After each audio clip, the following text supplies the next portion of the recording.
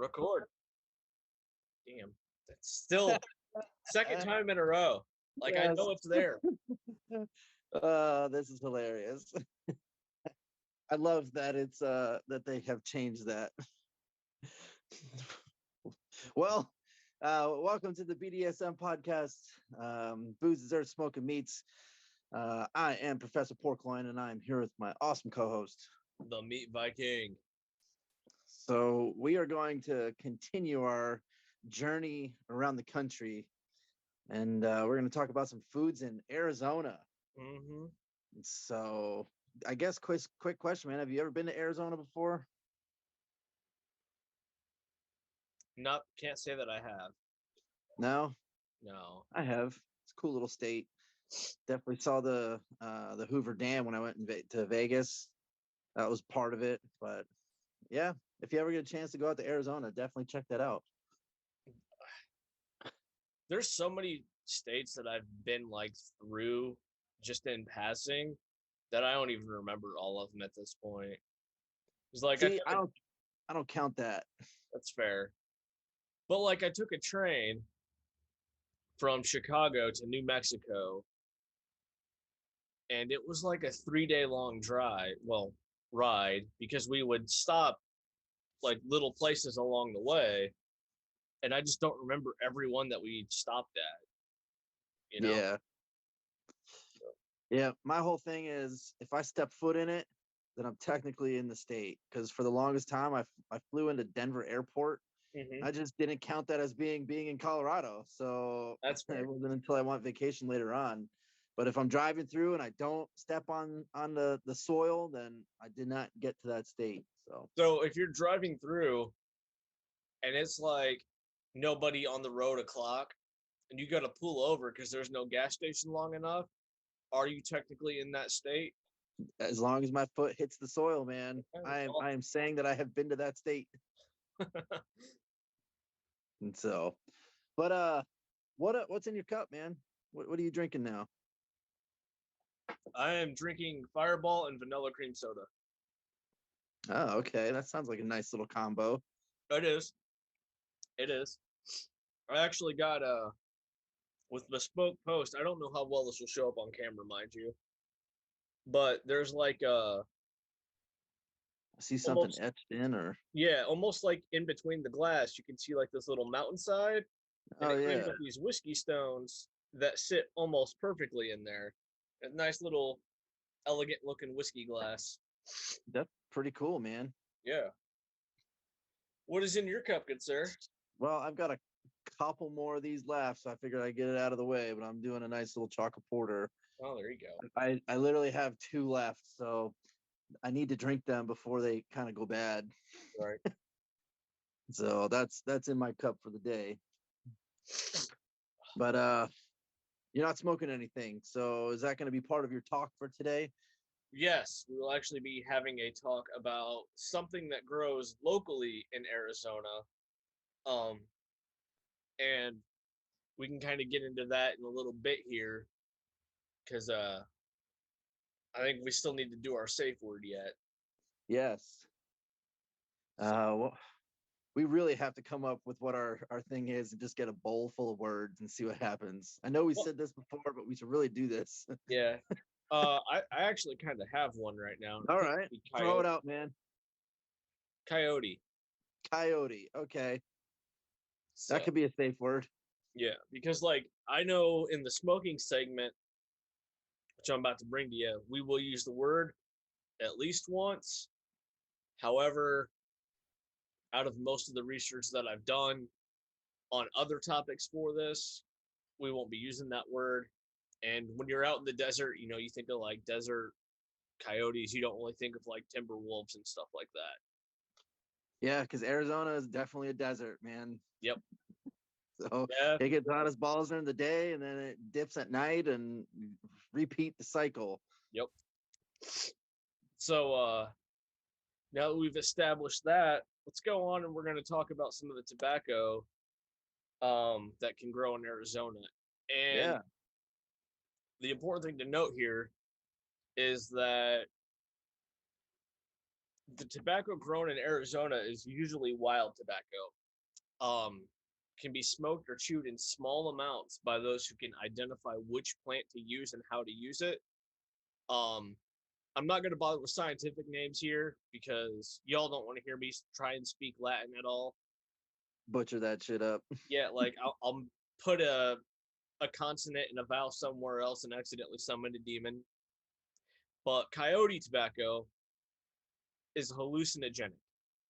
And once it was used for medicine to help alleviate pain, and the leaves of the tree from this desert tobacco contain anabasine. It's a close chemical relative to nicotine. However, it's a toxic alkaloid so potent that even one leaf of a tree of tobacco or desert tobacco can kill humans if ingested or smoked. Oh So gosh. if you see these in the wild, admire the flowers because they are a pretty flower, and I'll screen share here in a second. And the hornworm caterpillars that have evolved their immunity to poisons because yeah, you want to leave these alone. And they almost look like a carnivorous species of plant, except where it's a pitcher plant, it tends to have like a stem and then kind of hook up with its pitcher. These are like Yeah. straight pitchers. And we'll screen share here I, so you all I can just don't see myself going there. Yeah, I'm gonna smoke that. right. Or I'm gonna ingest that. Yeah, no. I think we've kind of talked this before with some other things too, is that, nature obviously has its own little thing of, hey, we're going to eat this and see what happens. And then other animals will do the same based off of what they notice. And I think humans are the same way, Mm-hmm. where we have watched animals eat stuff and go, yeah, we could totally give that a try. But I definitely don't see myself looking at that and going, yeah, let me smoke that or let me eat that. Yeah, like it doesn't even look remotely edible. It looks like it's trying to like shoot at the little flower stem out at you because you got like all of that yellow and then you got like that one brownish black dot, like it's just gonna fling it at you like it's a BB. So, and I actually found quite a few interesting things in here. This is desert archaeology, and it goes through like certain kinds of pipes that were used, mainly clay, and then in like early 1800s, a lot of people started doing cigarettes and cigars, and like in parts of Arizona, still to this day, you can find pipes that were used for opium specifically because of the trade that we had with the Chinese in the opium trade during those days. Hmm. All So right. just a kind of a neat little thing. You can see like this right here to be some of your clay pipes and their stems. Um, looks like this one might be made out of bone. Just kind of scroll down a little bit. This looks like an old carton of cigarettes. Yeah, just That's pretty cool. I mean, if I was out there and obviously there was a cigar shop or something that had whatever it was and they were selling it, I'd give it a shot. yeah, I'd smoke a cigar or smoke something, but I know that I'm not gonna die from it. So at yeah. least not immediately. I mean, slowly but surely. Slowly but surely, slow and steady wins the race, they say. Yeah. So Interesting. All right. Well, I know that I have some food that we can talk about with Arizona. Now, Arizona is definitely considered the Mexican food capital of the U.S. Because there's so many, Native American influences, and it was part of Mexico for a while. That the food is still there. So, remember a while back in a couple of our episodes, we were talking about the Philly cheesesteak. mm-hmm. Remember how I talked about that? How there was two different places that said that they were the inventors of the cheesesteak, or that there's a battle between the two. Mm-hmm. Well, I found out that there's something pretty similar in Tucson, because Tucson takes their chimichangas very seriously, and they prefer the ones that are like, hey, I was the one that made it. No, I was the one that made it. I'll give a little history in a second, but you know what a chimichanga is? Yeah, yeah, I've had them before. It's basically you take a burrito, which I love burritos. Every time we go to a Mexican restaurant, I get a burrito because that's just my thing. I love them. Queso, all that other garbage that gets put on it. Well, you essentially take that burrito and then throw it in the fryer, and you get yourself a nice golden brown fried burrito, and then you have your chimichanga, or chimi if you want to shorten it. Yeah. So it's definitely considered some of the best stuff when it comes to those. But so there's arguably two restaurants that have said that they were the inventors of a chimichanga, and they kind of go back and forth. One of them was a little bit like earlier than others. So this was back in 1922, and it was at the El Toro Cafe. So again, in Tucson, the legend is it that the person that was in the restaurant wound up cursing in the kitchen when a burrito flipped into the deep fryer, because this person had two young nieces and nephews that were in the kitchen, and she wound up changing the swear word to chimichanga, which is Spanish equivalent for the whole like thingamajig, like you know how we say that, and whatchamacallit thingamajig, and wound up changing the curse word because didn't want to say anything in front of the kids, and it kind of just stuck. And so basically they're saying it started out when someone was in the restaurant, was cooking, kids were around, they're dicking off like normal, right? They threw it in the fryer, and then that's what became the chimichanga. I'm a Now, coyote here you real quick because I just yeah. picture, like, you know how people say Kobe when they throw like a basketball or they throw Oh something. yeah. Yeah, I Yeah. can just picture somebody just like throwing the burritos and going chimichanga right into the deep fryer. Or no, you got to do it you got to do chimmy for Jimmy. short, right? Yeah. um the next restaurant, this happened about 20 years later. So again, I don't know who has the rights to it, but apparently this guy in his restaurant wound up coming out and basically had a bunch of unsold burritos from the day before, and then wound up throwing them in the deep fryer, and then resold them, and said that he called them a toasted monkey because they came out all nice golden brown and it resembled a toasted monkey. Mm-hmm. So both of the restaurants agreed that the dish is definitely the official dish of Arizona, and they actually tried getting a bill to be passed to say that it's going to be. Now it never did, but those two restaurants still claim, well, I was the one that did it. No, I was the one that did it. So I find that to be really funny that both of them are kind of fighting to say, well, it invented in my restaurant, not yours. But either way, Tucson is the place that is the chimichanga capital. If you want to get some good chimis, definitely go down to Tucson. So I just find it funny how that occurred, because again, with the Philly cheesesteak, Pat's or Geno's, it's this one. It's like, oh no, it's either the or the Charro Cafe, or it's the Macayo's Mexican restaurant.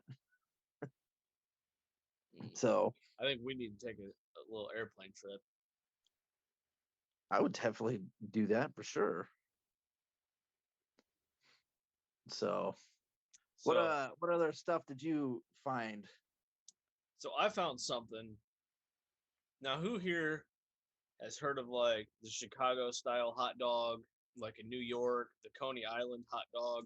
Yeah, the Coney, man. That's coming up for the Nathan's hot dog eating contest in a couple months. Yep. So you're familiar with these, and personally, I love myself a good Coney dog. I'll admit it's what I like. I found that in Arizona, specifically, it seems, something called a Sonoran style hot dog, and essentially, it is a hot dog wrapped in a piece of bacon, um, grilled over medium heat so the bacon gets crispy but not burnt. You then butter the outside of the pocketed rolls and you toast it, so you get like that nice crunchy feel on your hot dog. Mm. Then you layer the bottom of the bread or the bun with refried beans, um, followed by your bacon wrapped hot dog, and then you top it with avocados, tomatoes, onions, jalapenos, and some zesty mayonnaise. Garnish that with some cilantro leaves and serve with your favorite hot sauce. And for their zesty mayonnaise that they use on here, it's literally just cilantro, mayonnaise, hot sauce, lime zest, and lime juice with some salt and pepper in a bowl and whisk until it's well blended. So, as somebody who likes to try different hot dogs, and we were just talking about grill marks and stuff yesterday, this looks super good. Well, the I the will screen bacon's gonna share get the grill again. mark, right? The bacon's gonna get the grill mark. No, the bun has the grill marks on this. Oh, the bun. Okay, yeah, that sounds really cool. Yeah, so let me yeah,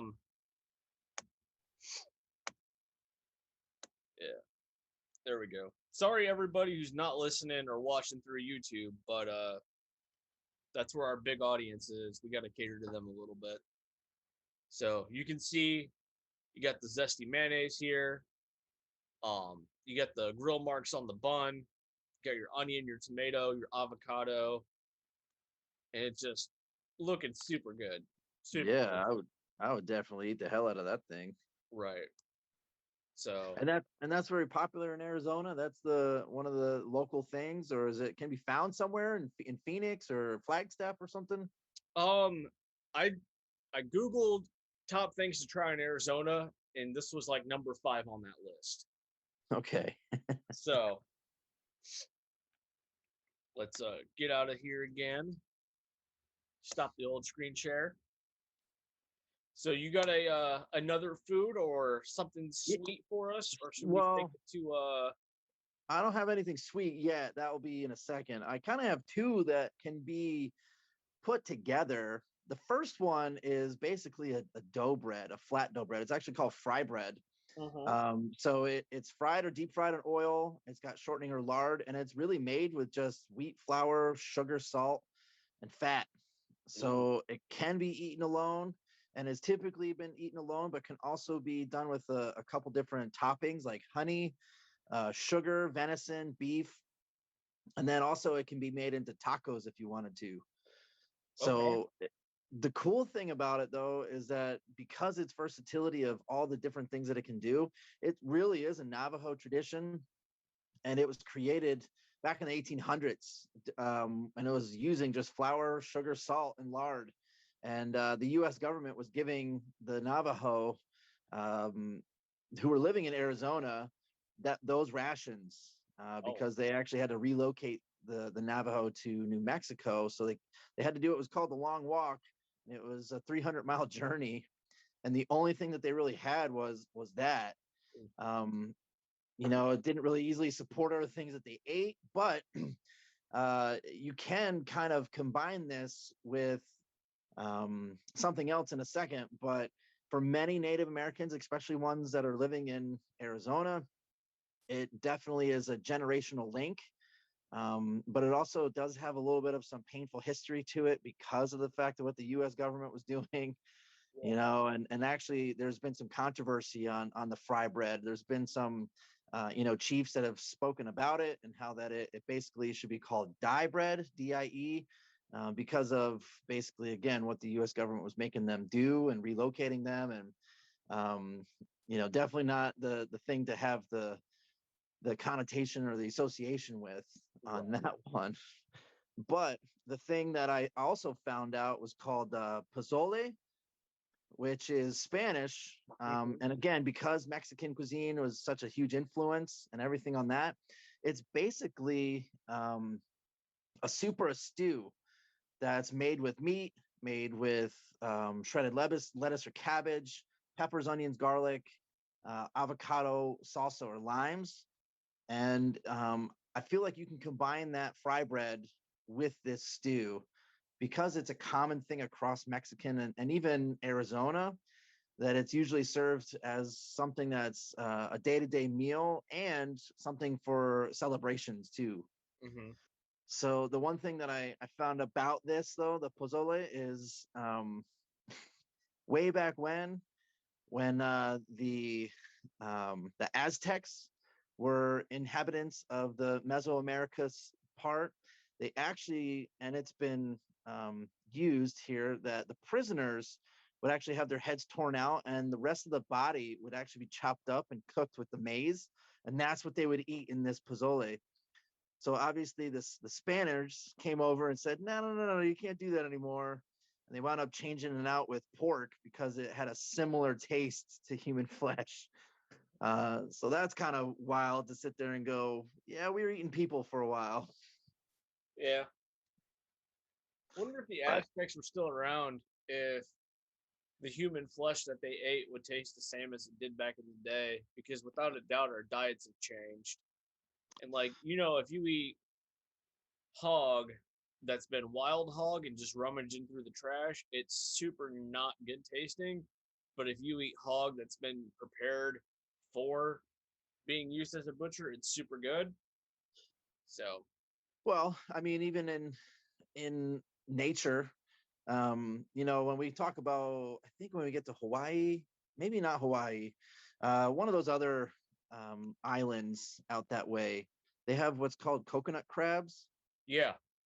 And because they feed on coconuts, they're more of a sweeter meat. So, that happens typically within nature anyway. So whatever they eat, it kind of tastes of whatever they're tasting off that. So I'm curious, but I don't really want to know the answer to that.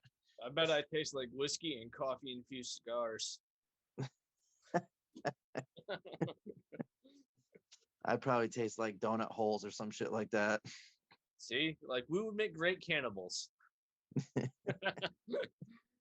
uh, But I feel like those two things can kind of go hand in hand, the fry bread and the pozole, yeah. just because of, stews having bread and having meat, they kind of go hand to hand together anyway. So I may have had fry bread before, because when I worked in Texas, I worked with a lot of like fresh over the border Mexicans in our shop, and they would bring in like traditional Mexican food and Mexican desserts, and the food truck that would come to our shop spoke very little English. And I remember one time I got like, excuse me, this almost like, what Hawaiian bread looks like? yeah, yep. Yeah. So picture that, but big. And it was like one slice, almost looked like the top side of a bun only, but it had like cinnamon and sugar on it. So Okay. I'm wondering if maybe that was some sort of fry bread recipe, or maybe something along those lines. It was probably something along those lines. Yeah. Because I would definitely try a honey fry bread, because I do love me some honey. Yeah, honey fried bread would be good too. Or the cinnamon sugar, to be honest with you. I'd be cool with that as well. Yeah. Yeah. Both of those would be great breakfast breads. Or even dessert. Yeah. Because I could totally see myself mowing down on some cinnamon sugar as a dessert, True. True. But I was thinking like the lines of like, now is this like traditional loaf of bread, or is this like bun shaped? it's not. No, it's not. So the fry bread is actually like flatter. Okay. I'm trying to think of something that you would maybe like a pita, but a little bit thicker. Okay. The way that it's not circular. It's kind of like a um not half circle, but those Like a type of dome shape? shapes. Yeah, like an oval shape, like something that would just be a little bit Yeah. stretched out. Okay. So, but it's not super domey like bread. It's got a little rise to it, but that's about it. Hmm. Yeah. I would try that. Hell yeah, that sounds real good. Mhm. But I was thinking of like that, and then like some maple sausage and maybe an egg with that cinnamon and raisin one, or cinnamon flavored. Well, there's got to be a recipe out there for fry bread somewhere. Oh I mean, yeah. it's pretty simple with the ingredients from what I saw. Yeah. Probably So, need to invest in a bread maker. no, with that one you fry. I mean, you put it in oil, so you wouldn't need Oh, a bread maker for that. you're right. You're right. Put it in oil or lard, so probably a Dutch oven maybe to have enough oil in there, or a big enough skillet. Right. So So, huh. I don't know about you though, but all this talk of bread might be making me a little thirsty. Yeah, you're gonna wind up drinking some more of that cinnamon whiskey, right? Well, actually, no. I think we're going to segue into the next topic here, which would Yeah, you need to be, talk about some beers, right? yeah, one of the more popular um, local breweries in Arizona is known as the Tombstone Brewing Company. Tombstone, I'm sure most of you may be aware, excellent country western movie, also actual location apparently. Um, Give me 1 second here. Tombstone, Arizona is an actual place, and they've got a looks like they have their own tap room in Tombstone and their own tap room in Phoenix. Um, and going about their about us, they founded Tombstone Brewery Company to bring world-class beer to the town too tough to die. Started in legendary Tombstone, Arizona, and now brewing in the heart of Phoenix as well. They seek to create inviting and laid-back environment where people can casually gather for a pint, as well as an exciting destination within reach of beer lovers, crafting ales and lagers that range from traditional to the far reaches of what beer can be. And going over their beer list, you've got everything from like a light beer, your IPAs, you have a sour, you've got your coffee milk imperial stouts, um, another oatmeal stout with cacao, a hot tub tea IPA, which I'm not really sure what that is, but it looks pretty good. Hmm. Um, some lagers, an oak fermented English mild, which has like this nice, almost red color to it. You have this double IPA, which has almost this grapefruit color to it. Um, all the hops triple IPA, which might be a little out of my taste buds, but might be perfect for some of you. And all of these beers range from anywhere from 4% on some of your more common ones, up to 11%, which is the fourth anniversary Grand CRU. So you got a little bit of something from everything from this Tombstone Brewing Company.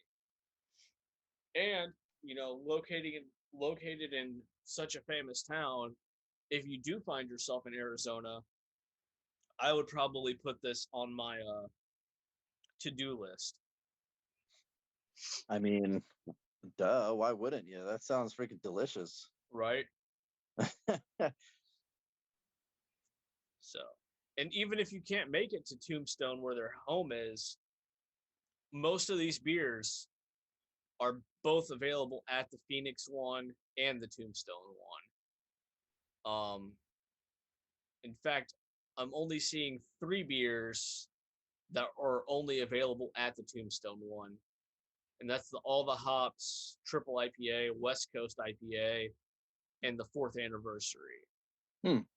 So, Well, I like all those beers, and I would try them all. So right, yeah, I would give it them all a try too.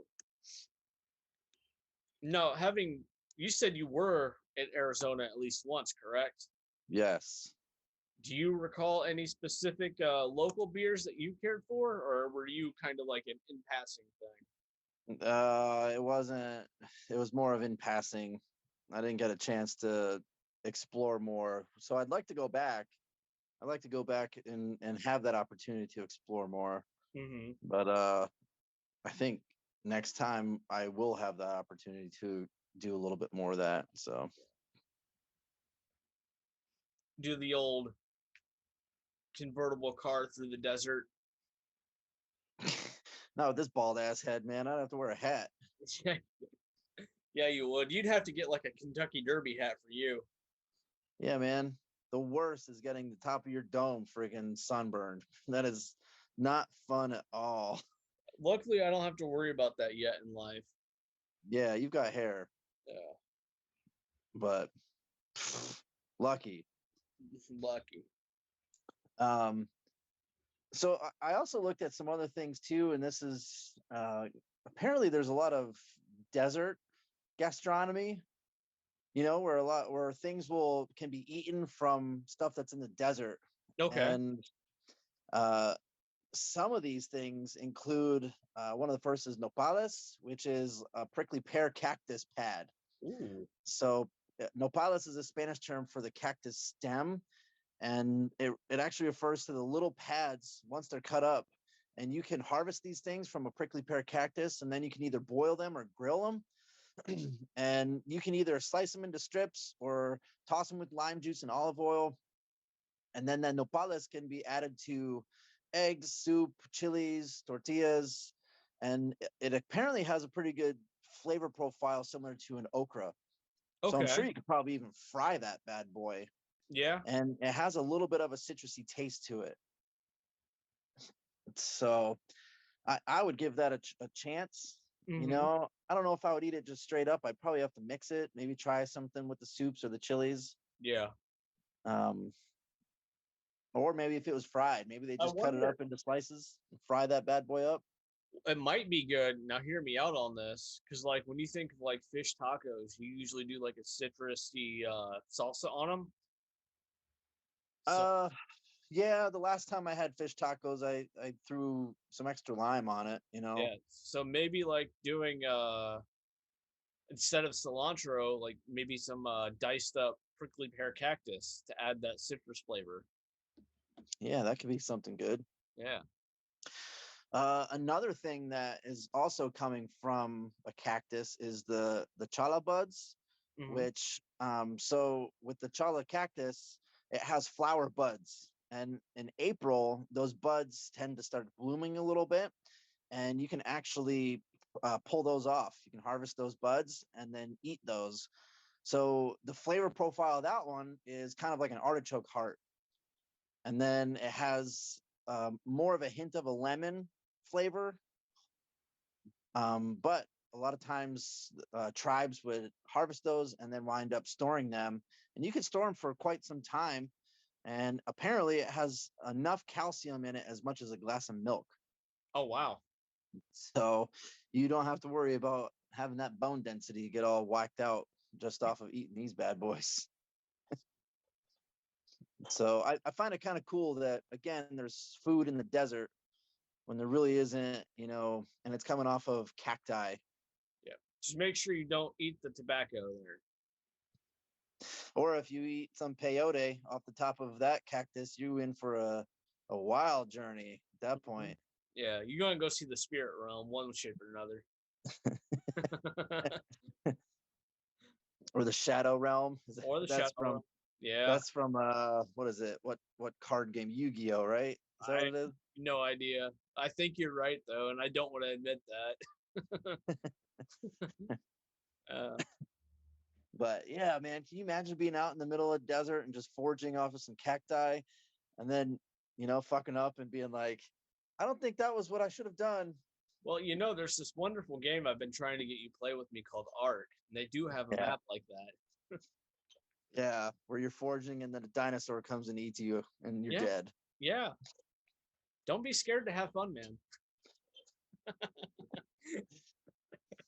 Uh, are there any desserts? I didn't happen to find any desserts in my research with Arizona, but did you happen to find one at all? Look, dude, I'm being real up honest with you, okay?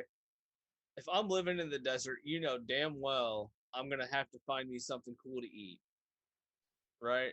Yes. Something to get the tasties away from living in the god awful temperatures that I can only imagine Arizona having. And I found something, and I believe you actually kind of sent this to me. So you found something for me to talk about. I briefly looked at it. Yeah. Yeah. And it is, who here's familiar with tamales, right? You got your pork, you got your chicken tamales, super delicious, super fun. But who here ever thought about putting just chocolate in there? Not Chocolate, me. chocolate tamales. And according to this website, it only takes 20 minutes to prep these, but they're ready in 45. So, excuse me. essentially, instead of doing your you do your tamales kind of like normal without meat. You're just working with the chocolate here. And instead of using a corn husk, which you still can use, you end up using a banana leaf to add that extra sweetness to it. And then you cook it in a pot with a steam rack for about 45 minutes. And then after that time, you let them set for 30 minutes. Um, as far as ingredients goes, for your filling, you're going to want 2 tablets of Mexican chocolate. Okay. They recommend using the Abudela brand. Quarter cup of hot water, 4 tablespoons of cocoa powder. And then for the tamales themselves, you want 3 Mexican chocolate tablets chopped, 13 tablespoons of hot water, 3.5 cups of masa harana, 3 cups of warm water, 10 tablespoons of vegetable oil, tablespoon of vanilla extract, 2 cups of light brown sugar, 10 tablespoons of cocoa powder, pinch of salt, and it recommends using 20 banana leaves. So do you get like a paste out of it? Is that what that is? And then you throw that into the corn husk or the banana leaf? It looks like you get your filling together, right? Yeah. And then you refrigerate that for 3 hours. And when it's ready, it'll look like kind of a thick yogurt. Okay.